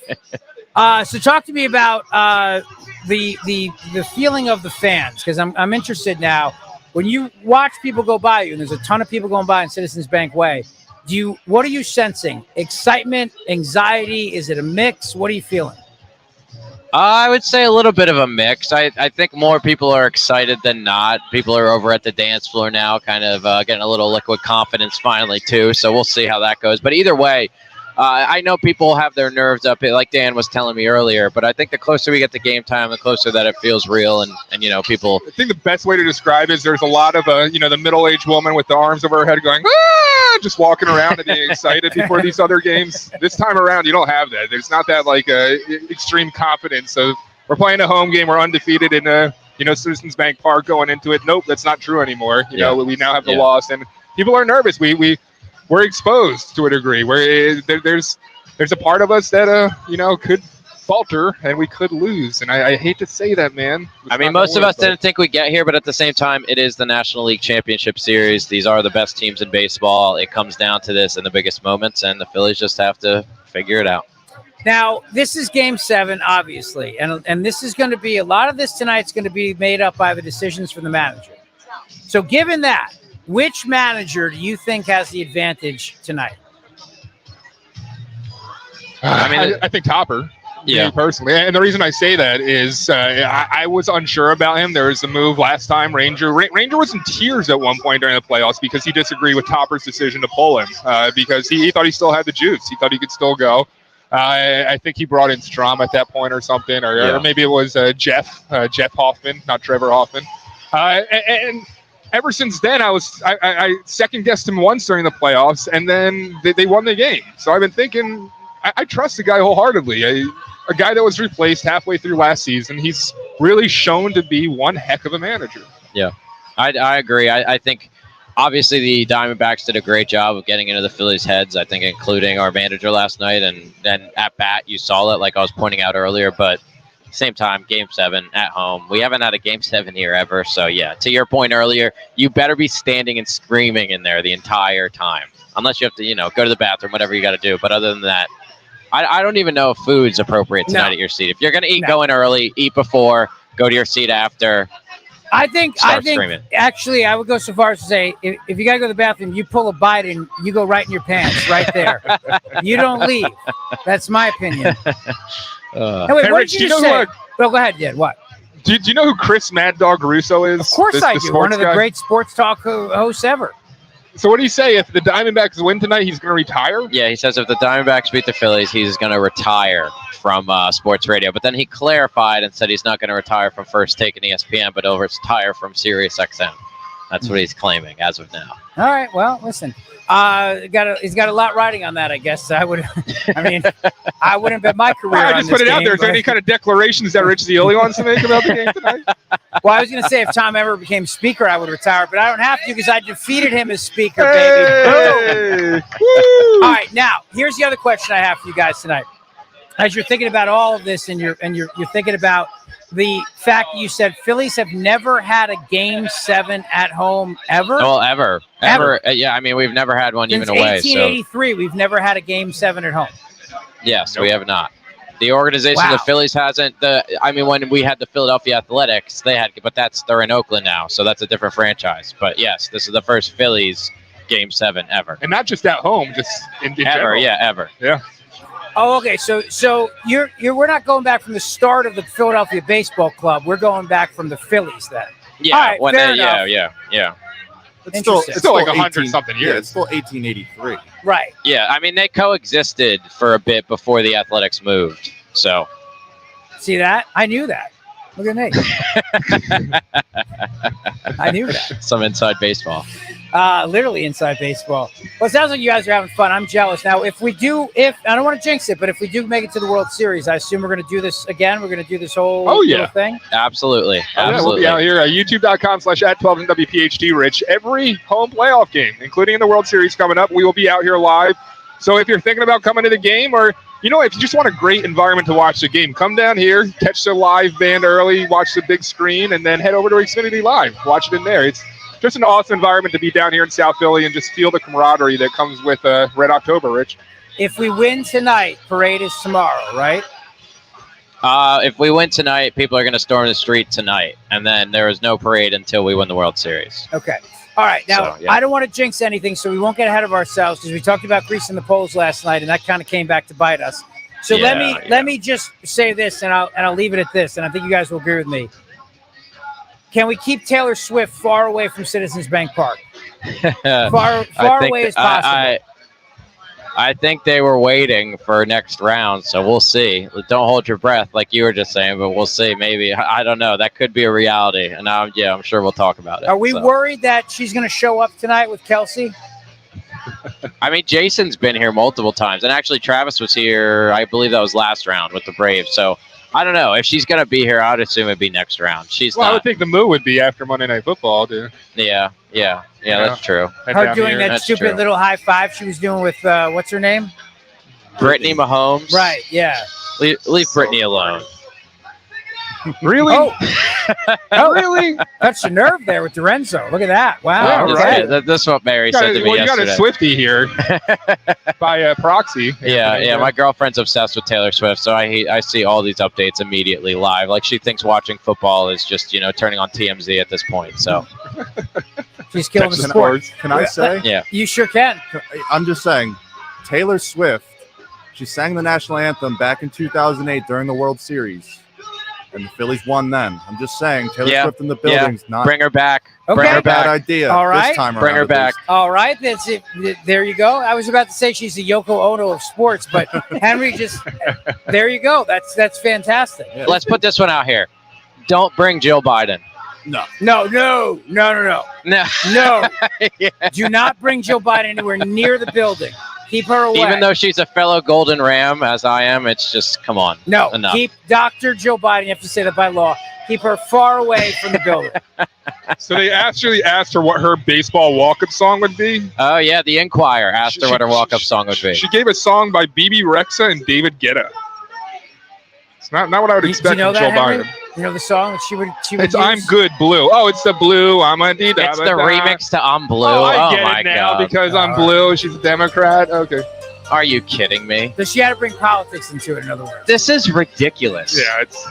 I mean, I sent this article to you. I didn't think it was that bad. Jeez. No, this is terrible. I just got it. Oh. All right. Oh my God. Of course, Josh Shapiro answered it too. The Fighter by Gym Class Heroes. What would your walk-up That's not song the be, worst. DiRenzo? What would it be? What would my walk-up song be? Oh, that is a good question. All right, It's the you think final about it. I'll come countdown. back to you guys before the show's over. Think about it. I want each of you to tell me what your walk-up song would be. I love it. I'll tell you what my walk-up song would be, and it's gonna blow you away. And YouTube chat, youtube.com/@12WPHD. I'm going to put it up right now. I want to know what your walk-up song would be out there as well, or what you think Rich's walk-up song would be. I'd love to hear that. That may be funny to see. All right, keep it tuned to the other side with Dan and DiRenzo, and boys, we'll talk soon. And thank you very much. Go Phils. Go Phils. 855-839-1210. All right, when I get back, a lot more audio from Kirby today about Iran. Karine Jean-Pierre opens the briefing with moral clarity, and the question is, just how corrupt is Joe Biden? Well, James Comer has an answer for you, and I think you're going to want to hear this, so don't go away. But first, let me tell you about, what am I telling you about, Henry? Who am I talking about? You don't have to tell about anybody. I'm done. I'm good. Look at that. Boom. So what I'll do is I'll take a quick break, and then we'll come right back, and you're going to want to hear what the House Oversight Committee Chairman James Comer has to say about Biden's sleazy corruption. Don't go away. Kale and Company weekday mornings 6 till 10. So you're saying there's a Game 7. Dawn, you called it. I did. I had a bad feeling. Did you hear that, Philadelphia? Blame it on Dawn Stensland. Psychic. Have we ever had a Game 7? According to the stats, no. Big bounce back tonight, though. Big. We don't have to bounce back on this show, though, because we don't have days like that. Baby. Start your day with Kale and Company weekday mornings 6 till 10 on Talk Radio 1210, WPHT, and the free Odyssey app. Have you been waiting to buy gold as an investment? Lots of commercials out there. I swear I'll get the hang of this eventually. Yeah. You don't want to make a bad investment. But we're You back. don't wanna I miss think the you can boat hear either. me. Please Sound let me know if familiar? you can. You know how it is. Let me Rich. You have an Yeah, IRA because or you can hear both 401? of us right now. 12 WPHT, the other side. Dan Borowski here with Anthony DiRenzo, sitting outside the ballpark, Citizens Bank Way, as we get ready for this Game 7, man. And I was nervous coming into it, then I got excited because of the crowd out here. And then as it gets closer and closer, I'm getting nervous again. How you feeling? I'm still confident. Got to keep that energy up right now. And absolutely, if you're going to come down here, go in the game, even go in Xfinity, we got to be as loud as humanly possible. I know yesterday we debated when was the loudest moment of the last two seasons. I hope it's tonight. At least, through this series and next series, let's try to top it again. But let's get through it. Let's do what we need to do. And I think the biggest I'm not getting thing. the sense that these people out here are ready to cheer, though. Yeah, I'm not hearing a ton of clapping or screaming. We need a bit more. We need a bit more excitement coming up here. We have up there on the stream right now, what should Rich do? You just heard us on with Rich. What should he use as a baseball walk-up song? Jimmy asks, what's a walk-up song? Come on, man. You know what a walk-up song is. More Human Than a Human by Rob Zombie, by Sid. I like that. Solid. You Can't Always Get What You Want. Yeah, that's a good one, too, from B. Dudley. And Run to the Hills. Run to the hills. Yeah, you like it? I don't know what I'm debating. Yeah. I'd probably go something heavy rock, probably. Smoke 2 joints in the morning. That's a little slow. It is. I've often thought of what my wrestling song would be, and I feel that's similar. And I always thought Carry On My Wayward Son. That's a by good Kansas, one. But then That's a good one. Kenny Omega, I think, or someone in AEW started using it and stole my idea. So Some Van Halen would be good, I think. Some sort of Van Halen would, but it might be too cliche. Who do you think's got the best one right now? I mean, it's Stoddard. So I've gone through that list recently for bumper songs. I like Rangers, and not to just be ironic because Rangers pitching tonight, but he does Kid Cudi's Mr. Rager, and I like that. It's ironic. Cool. It's cool. Yeah, I loved Cudi back then. Yeah, same here. I like Flower by Moby. Yeah, isn't that Harper does that, right? Yeah, it's kind of intimidating when he comes up. Harper does like 3 different ones. He also does Paradise. And then he does like a country. I think he does a Zach Brown band song as well. All right, here's some trivia for you. Helen says, my walk-on song would be Phil Collins' I Can Feel the Air Tonight. Yeah, it would have to be the drum part, right? When There's been a very beloved Philly who used that as a walk-on song. Do you remember who it was? God, I would have to really think about that. It's not someone you'd expect. I think it's probably the shortest player we've had in recent history. Hey, how you doing? Pence? No, yeah, we're streaming. It's okay. But I would say, Chooch. Oh, yeah, okay, Chooch. okay. Carlos Ruiz used to use "In the Air Tonight" as his walk-up song. Hey, speak of the devil. Hey, oh, yeah. You got the live band playing. If you're coming down, hurry up. You could come over and sing Alec Boehm's walk-up song. Well, it's not Boehm's. It's Stotts. Oh, yeah. What am I? See, this is what the Rich Lioli effect. Is it walk-on or walk-up? It's walk-on. Is walk it? on. Or no, you're right. It's what they said walk up on the Inquirer. I guess they're right. Yeah, I thought it was walk up too. Huh. So let's step away from baseball just for 1 sec. You watch anything good? Watching anything good? Yeah. I just started The Fall of the House of Usher, which is weird. Is that on Netflix? Yeah, I'm on episode 4. Very, very weird. Yeah.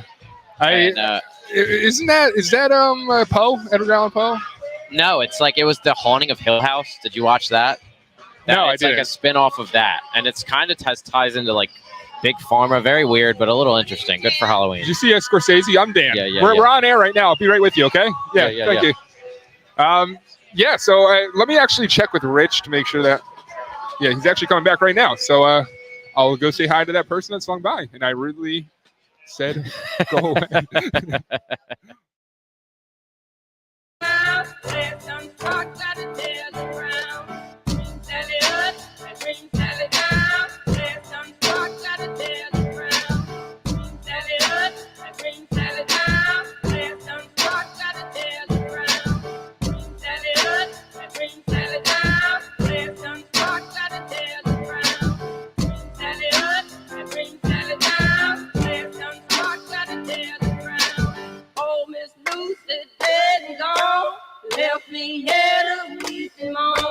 All right, so Emmer is out as speaker because of us and our hard work.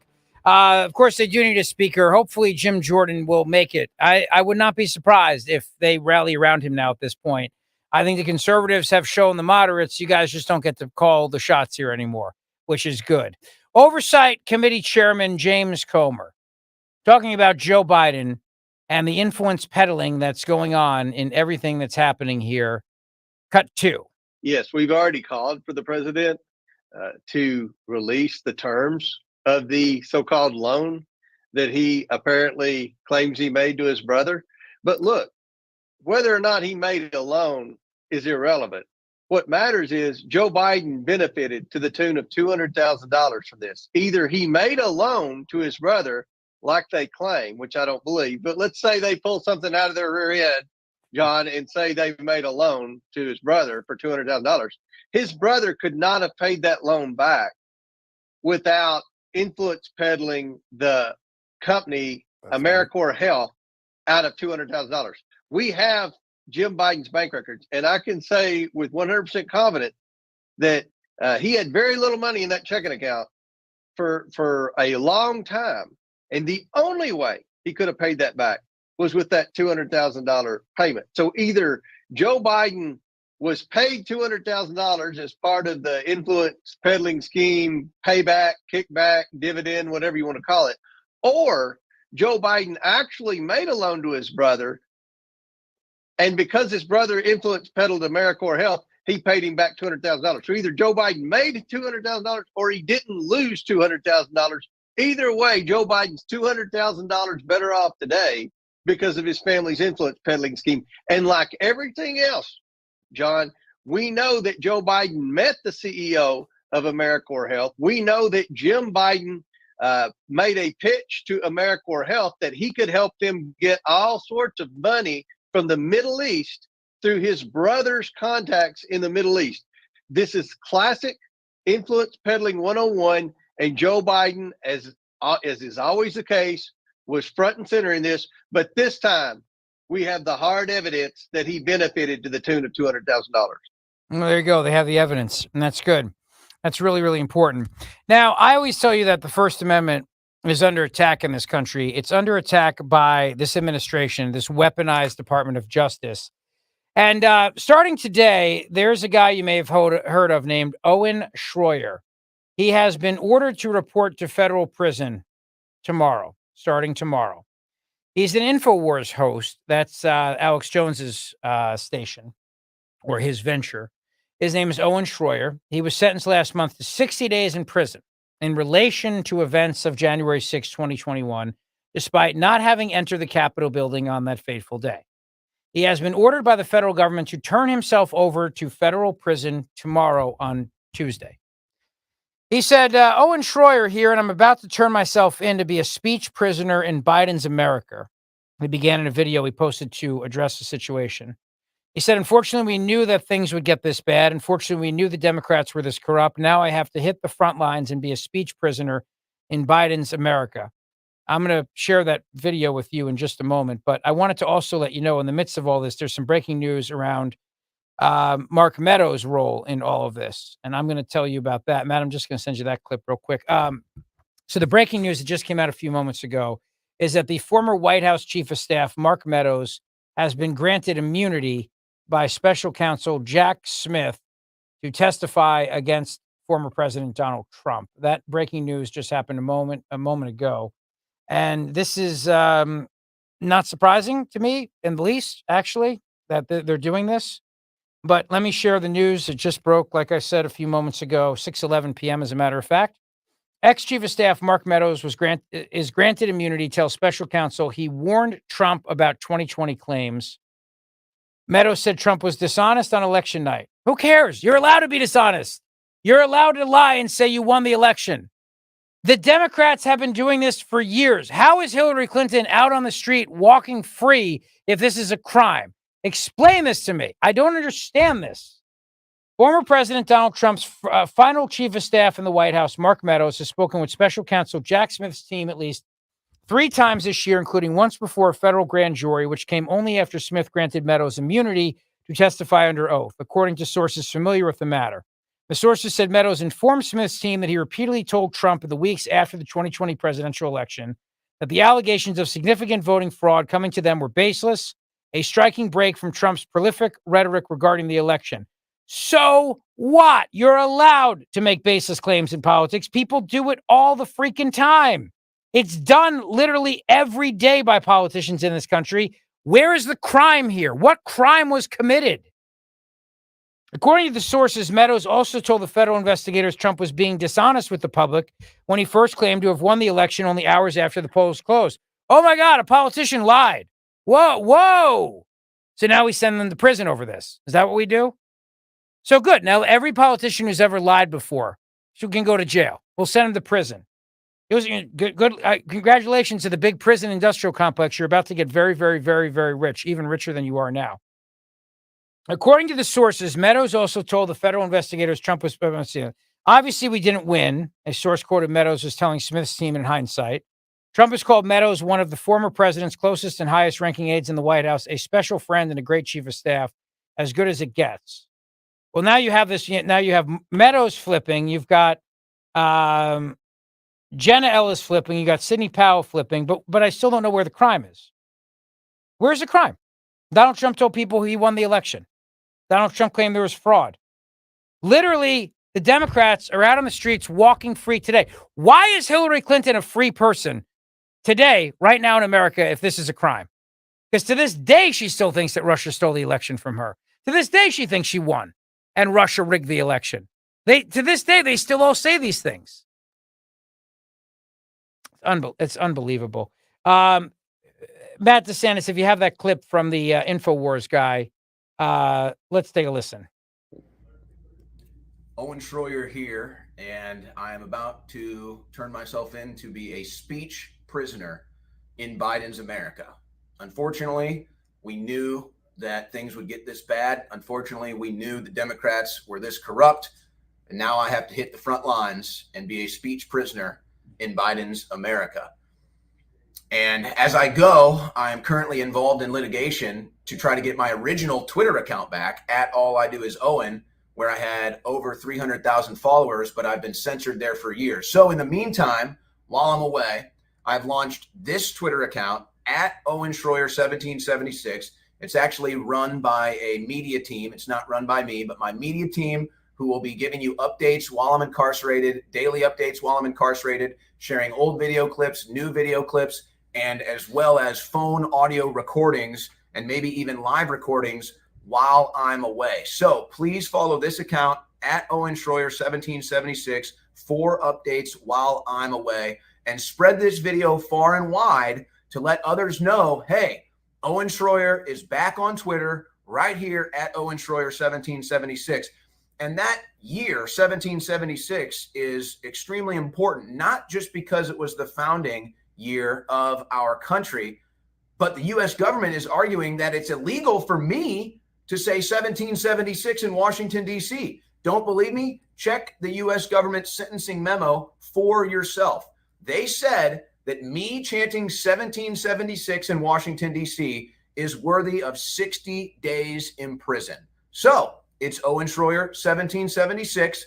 Please share this video. Let people know I'm back on Twitter, and follow this account for updates while I'm away. Godspeed and God bless. Vivek Ramaswamy put out something about this today. He said Owen Schroyer was sentenced to prison for speech, not violence, on January 6th for marching around the Capitol, using a bullhorn and shouting things like 1776. No violence. Didn't enter the Capitol. That's it. The DOJ used evidence provided by the FBI to pursue this man and countless others. There is no greater threat to the First Amendment than the use of police power to silence political dissent. I've said it for months. On day one, I will pardon all nonviolent January 6 protesters and political prisoners.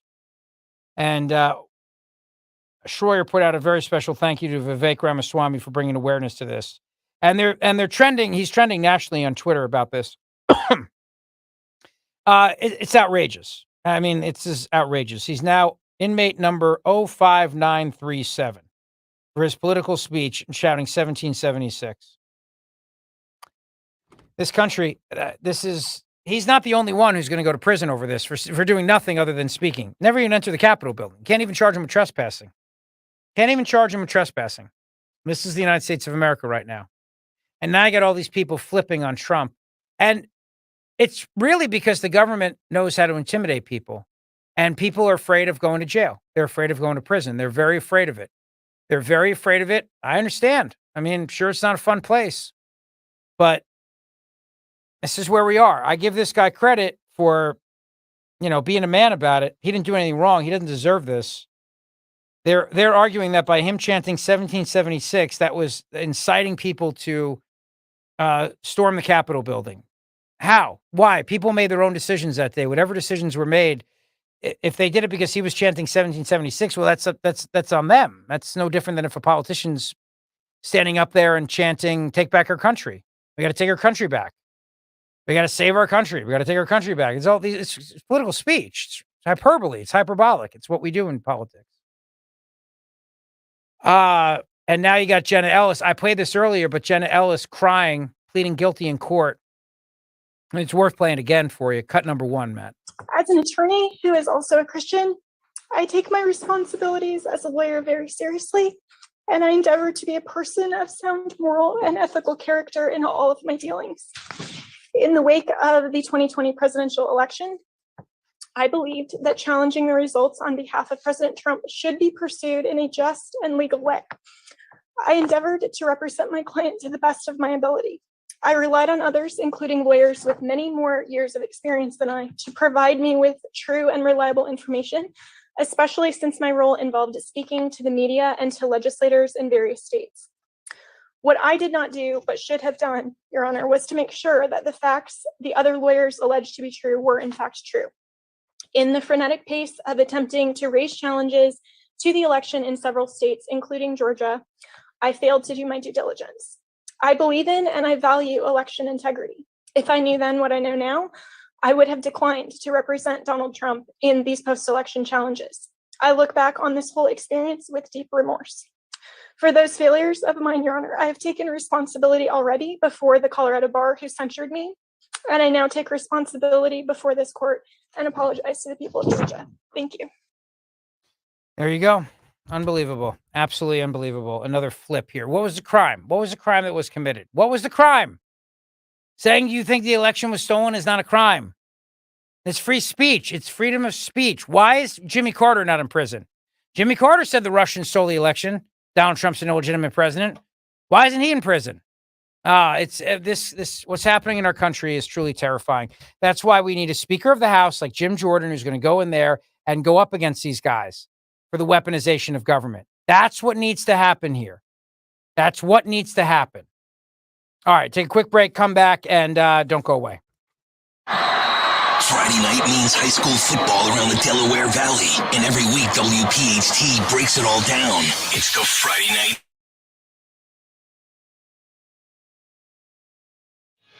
And we're live back in the ballpark. I guess I need my microphone. I swear I'm going to get it right. I got the technology right this time, but then I forgot my microphone. Dan Borowski here of The Other Side with Anthony DiRenzo. And as we do, if you're just joining us for the first time, we sit outside the ballpark and do some pregame hype before the Phillies game. And it's hard for me tonight because I am nervous as hell. We're fine. We're fine. Knock it off. Sid writes, do you get to go into the game? No, you should Sid, get on Greg to get me some tickets. Yeah, tell him to force us in here or in the next round. In the press box. They say no cheering in the press box. I'm cheering, damn it. Mangomush suggests a leadoff homer for the Phils. That'd be nice. That would be nice. If we get Schwarber involved that early, please. I asked you earlier. I apologize if you've been with us the whole time. I would like your answer again. If there's not a home run early on, are you nervous that the crowd's just going to be out of it? Not necessarily. If our pitching is fine, then they'll be in it. Yeah. So, which I kind of expect. Yeah. But I expected it last night, so. Yeah, it was tough. Karen says, I nominate Rich for speaker. I'm going to see if he'll be down with if the Phillies win tonight. He retires from the Zioli show, gives us his hours for and the he'll other become side. speaker. Yeah, I'm sure all the politicians will accept an outsider. Why not? I would. At this I'm not saying point, it. it's I a mean, freaking they don't. mess, man. They don't know what they're doing, yeah. Dom was lambasted. I'm sorry if any of you were the lambasters at the time, but he suggested that we shouldn't be going down this path because it took so long to get Kevin McCarthy that, with this blowing up that Matt Gaetz did, it's just going to blow up in our faces as Republicans. And I hate it's to say not that good. he's right. I don't think it's good. I think it's pretty bad for the party. It gives them the reputation that the Democrats want them to have. It makes them look like a mess, like they have no idea what's going on. And I don't think either side really is so I guess, responsible with what they need to do for the American people. But at the same time, it does. It sucks that nothing can go on right now. And it's a sore eye from the outside. It's embarrassing. We asked on Twitter today whether the Phillies fans leaving before the game was over or the House Speaker debacle was more embarrassing. And I think the House Speaker debacle actually won out. I think the Phillies might be more. I mean, I don't expect less from politics. So the Phillies thing, I expect more of our fans. So I'll take the Phillies there. It's unsurprising to see in the House, to be honest. Yeah. Jimmy, let's get some nerd culture in here. He says, I'm excited to see the Marvels become the MCU's first major flop. Yeah.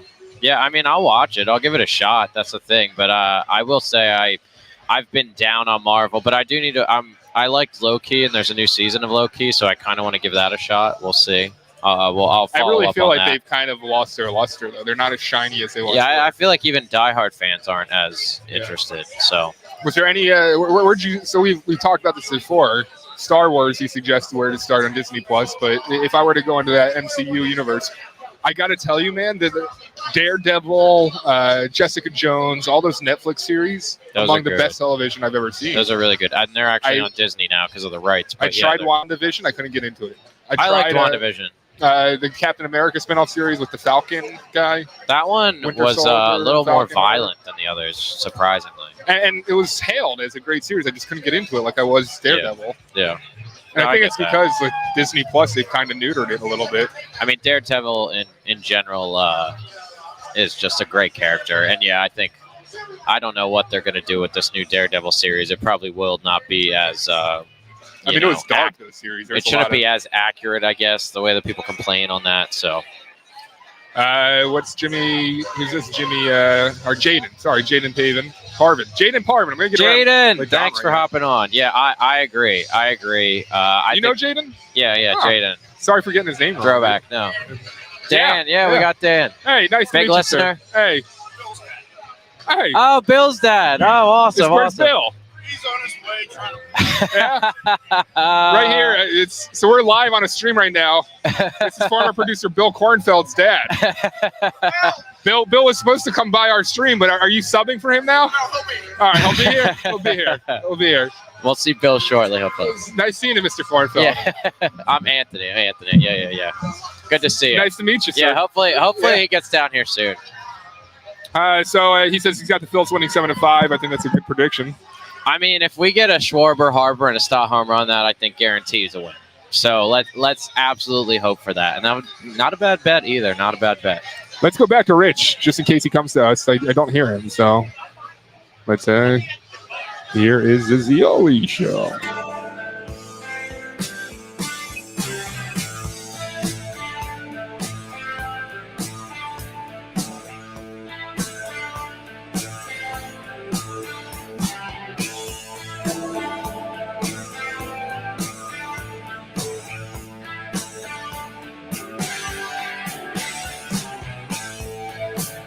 All right, so in a few minutes, we'll turn it over to our buddies at the ballpark. But I just saw this.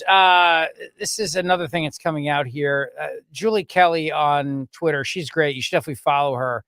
But Julie Kelly pointed out that regarding the whole January 6th thing and the special counsel, Jack Smith, and all the issues around Mark Meadows, I don't know exactly where all this goes from here, but it seems like what they're doing now is they're realizing that they don't have any charges to actually use against people when they were inside the building as the footage is coming out. You see, this is why releasing the Capitol footage is so important. Jim Jordan, Byron Donalds, these guys have vowed they will release every second of the January 6th footage. You have not seen every second of it. And it's important to do that because there's a handful of people who broke some laws that day. I mean, in my opinion, trespassing in a federal building, it's a public building.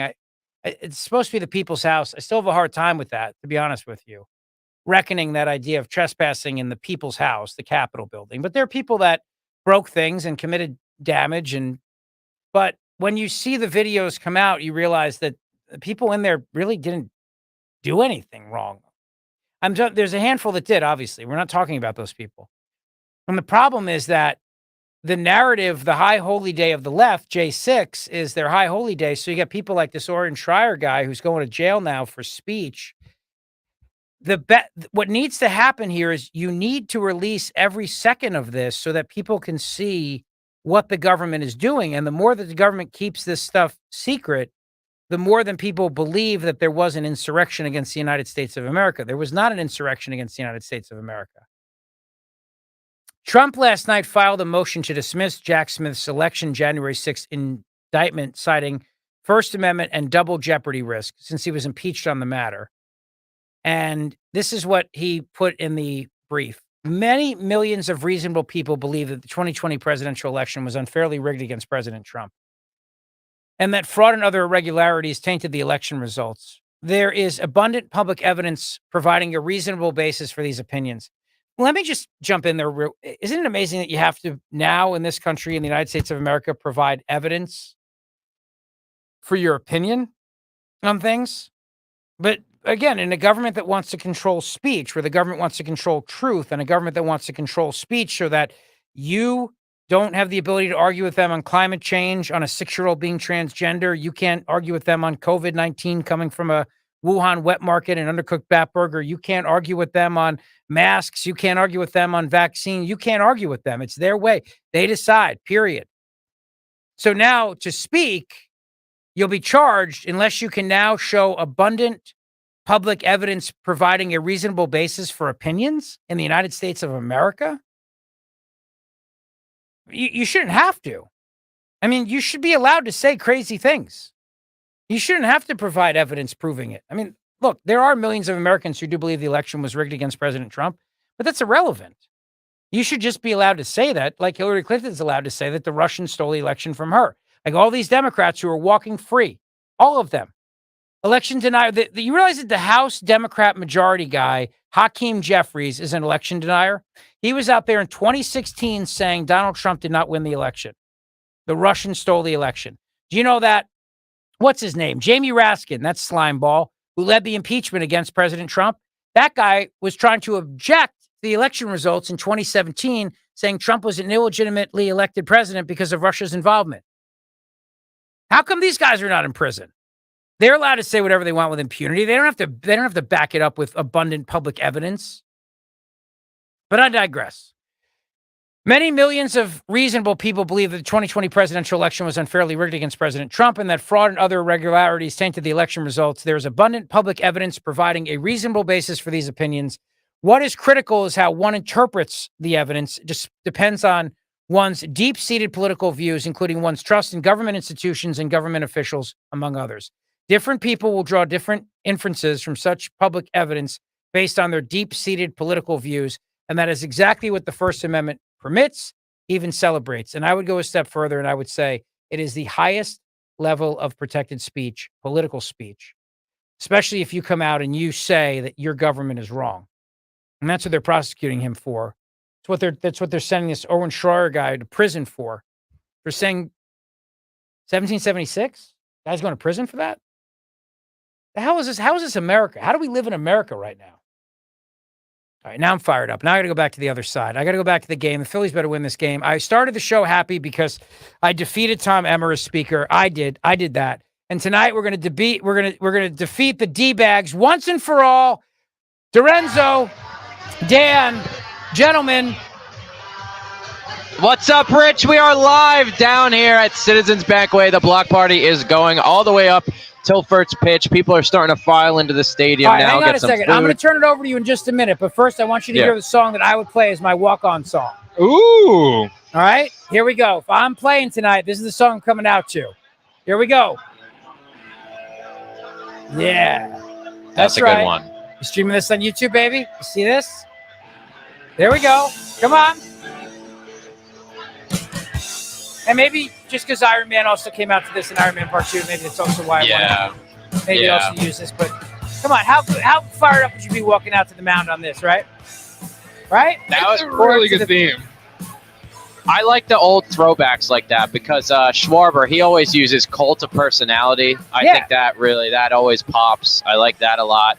I was saying, I think I might go like either Final Countdown, that's a little dramatic, or I think just some classic Led Zeppelin. Like, look at what Chase Utley did. Kashmir, I know it's so classic, but I just think to the same point of with the AC/DC, you can't really go wrong with that. All right, well, let me turn it over to you guys to take us home tonight. Go Phils.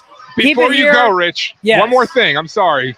Karen says, I nominate Rich Zeoli for speaker. We told you that Chris Mad Dog Russo has pledged to retire from his show if the Phillies lose tonight. So if the Phillies win tonight, Rich, would you say that you might retire to run for House Speaker of Congress? Well, I don't have to retire. I don't have to be a member of Congress to be Speaker.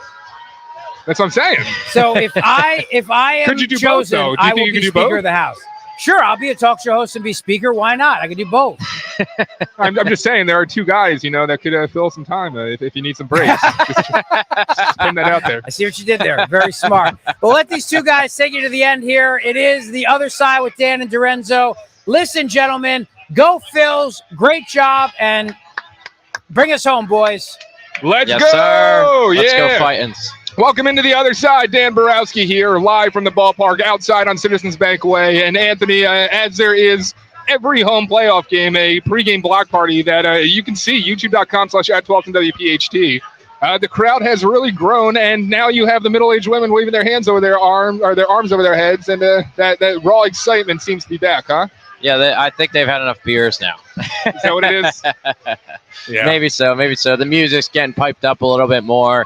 I think they're going to be giving away some T-shirts and all that on stage. So if you're down near the block party, get down here. There's still some time before everyone files into the ballpark. It's one of those things that even if you don't have tickets, I keep saying it's worth coming down here. I would say come down. Come down next round. If you're listening in the car, driving around right now, definitely get down here next round. Just feel the excitement, feel the city. I mean, come on. You got to get down here and experience it a little bit if we're going to go on this amazing run. I'd like to issue a public apology to that very nice woman who came up while we were streaming and kind of You know, Yeah, we need an we're on-air on sign. It's We tough. need an on-air sign. I mean, honestly, let's just start like using the mic and be like, hey. When we come back after the break here, we'll give you the starting lineups for the game tonight. But you got Suarez on the mound for the Phillies. You got Fott over there for the Diamondbacks. Suarez, man, I'm pretty confident in him at this point. What is he, 3-0? What's his ERA? Yeah, it's literally 0.94, which is it's a little concerning. I mean, we were saying the same thing about Nola last night and how he has such a low ERA and that, you know, to an extent backfired. But Ranger, you know, arguably the Braves lineup is quote-unquote more powerful than the lineup of Arizona. And he did a great job against the Braves, so let's hope he can keep up that momentum and kind of, you know, use that as his confidence. I'm Dan Borowski. He's Anthony DiRenzo. We are live at the ballpark, Citizens Bank Way, as we are before every Phillies game. We'll take you right up to Mark Levin, but we're going to step aside for a break real quick. Be right back after the break.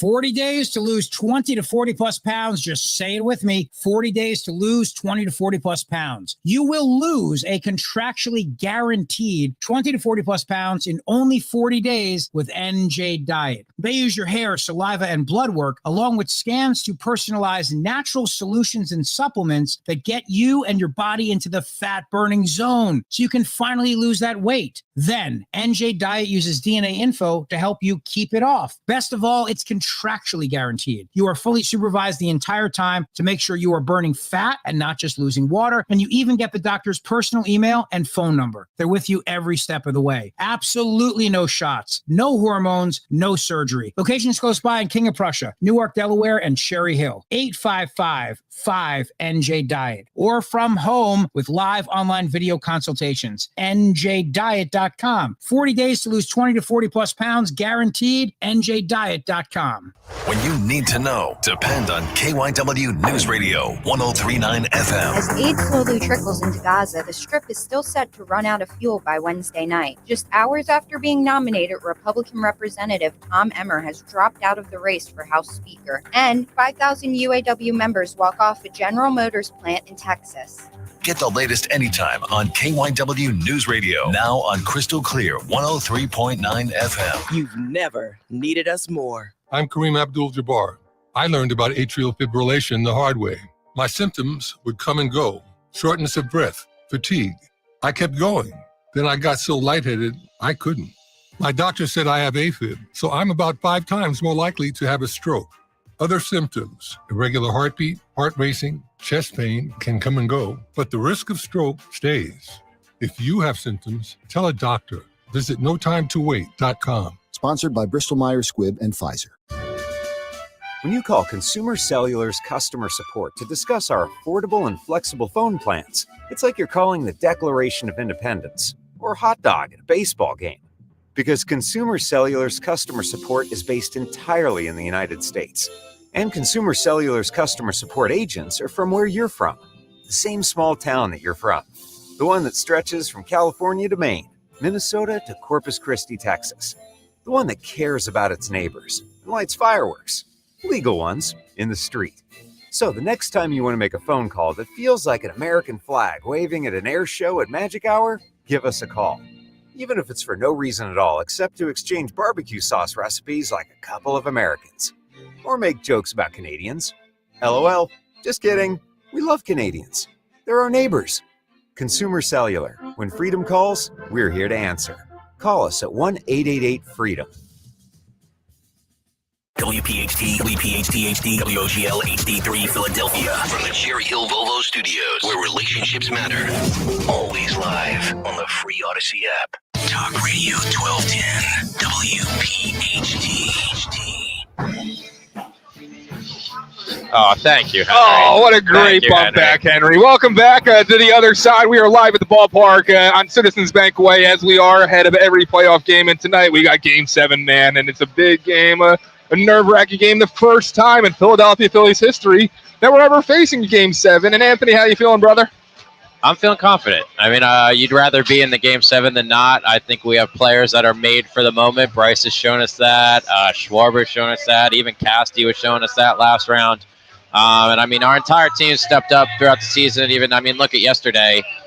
We had JT. I know it was a struggle most of the game, but we have power in this lineup, and let's hope they can figure it out tonight. If you're just tuning in for the first time, we've given the lineups a couple times. We'll do it again. It's the same lineup. It's been all playoffs long. Schwarber leading off. Turner, Harper, Bohm in the 4th spot again. Stott after him, Real Muto, Castellanos, Marsh, and Rojas rounds things out for the Phils. And on the other side, there's been a change. Corbin Carroll, who's been hitting leadoff for the entire series, is now going to hit number 2 behind Marte. Marte's hitting leadoff. Carroll, Moreno, Christian Walker hitting in the 4 slot. Tommy Pham now at 5. Lourdes Gurriel, 6. Longoria, 7. Rivera, 8. And Perdomo at 9. Real quick thoughts on Lourdes Gurriel's purple hair. It's a bold choice, Cotton. Bold choice. But, hey, if you could rock it, more power to you. I wouldn't do it per se, but people have to look at the entire league. There's some wild hair out there. So. On the mound, we talked about earlier on the break, Fott versus Suarez, and there's potential that we see Zach Wheeler tonight, huh? Yeah, there's a chance. Just because Suarez might not be able to go the full distance. I hope, and I think most fans hope, and even Topper as well. Hopefully Suarez can get most of this game in under his belt. It's just sometimes he doesn't necessarily go as long as Wheeler. But we'll see. We'll see. If we have to get Wheeler in there, I think it's not necessarily a bad thing. But the Phillies are in a good spot if Suarez just pitches the way he has been pitching. Here's a very popular money line or parlay bet on FanDuel. You got the Phillies with the money line. Bryce Harper to record a hit. Trey Turner record a hit. Bryce Harper to record an RBI and over 5.5 total runs for the Phillies. You like that one? Yeah, I do. I mean, you got to throw something in there. I think at least I was looking earlier. Phillies money line. Over 7 runs for the team. Over 7 runs. We're going to bring on someone real quick. Bill Kornfeld going into the game, former producer of 12th and WPHD. Hey, Bill, how you doing, sir? Good evening, gentlemen. Let's go win a game 7. How about that? Are you nervous or are you? No, I was nervous about 6 hours ago. Yeah. I'm not anymore either. And then on the drive down here, I was like, nah, we're winning this. Ranger Suarez, 6+ innings, 7 strikeouts. Wheeler closes out in the 9th. Let's go to the World Series. Let's Hell go, yeah, baby. Bill. Hell yeah. Have you been to any other games? This is the first one you're coming to. A year and a day ago today, I was at Game 5 of the NLCS Bedlam in the bank. So I was at Bedlam at the bank. So I figured I'd bring the mojo here, and we'll go win. I'll go 2-0 in NLCS games. Nice seeing you, Bill. It's great seeing you, brother. And final thing, real quick. Ranger Suarez versus Fott. Are you at all concerned about Suarez, or are you just confident that he's going to do great? Steady Eddie. Steady Eddie. Calmest pitcher on this staff. His heartbeat must be at a 45 beats per minute for this thing. He doesn't get nervous. I don't think other than Wheeler, there's no pitcher I trust more than Ranger Suarez. Well, it's awesome hearing your voice on the station again. Thank you, Bill. 12th and WPHD. This is the other side. Anthony, any final words before you head into the bar? I would say absolutely. Just feel confident. Put in one of those bets right now. And if you're going in the stadium, I don't want seeing anyone. Nobody sits down right now. This is a shift you're going into right now, and you better be screaming, shouting. This is the biggest game of our lives. And we're promising you right now, this is not going to be the last time you hear us in the postseason. We will have some World Series appearances here with the other side. But until then, Mark Levin takes it away. Thank you so much, Dan Borowski, Anthony DiRenzo from the ballpark with the other side. Go Phils. PhD. Hi, this is Don Giordano. Are you concerned about your child struggling in school? Do they need more of a challenge? Now's the time to make the call to Kathy Ganna at New Hope Academy in Yardley and Doylestown. 800-300-0003. Let New Hope Academy transform your child's life forever by helping them now. For over 3 decades, New Hope Academy founder Kathy Ganna, a pioneering educator and entrepreneur who created the NHA model, has been utilizing state-of-the-art solutions to uncover ways where your child could avoid struggling and succeed. At New Hope Academy, there's a student-teacher ratio of 2-to-1, allowing for students to deal with many disorders, including high anxiety, social and emotional, and including bipolar. Do not wait. Remember, only the best teachers can work at NHA. Call for that no-obligation tour and consultation. 90% of NHA graduates pursue a college education. Call Kathy today, 800-300-0003. Online, New Hope Academy.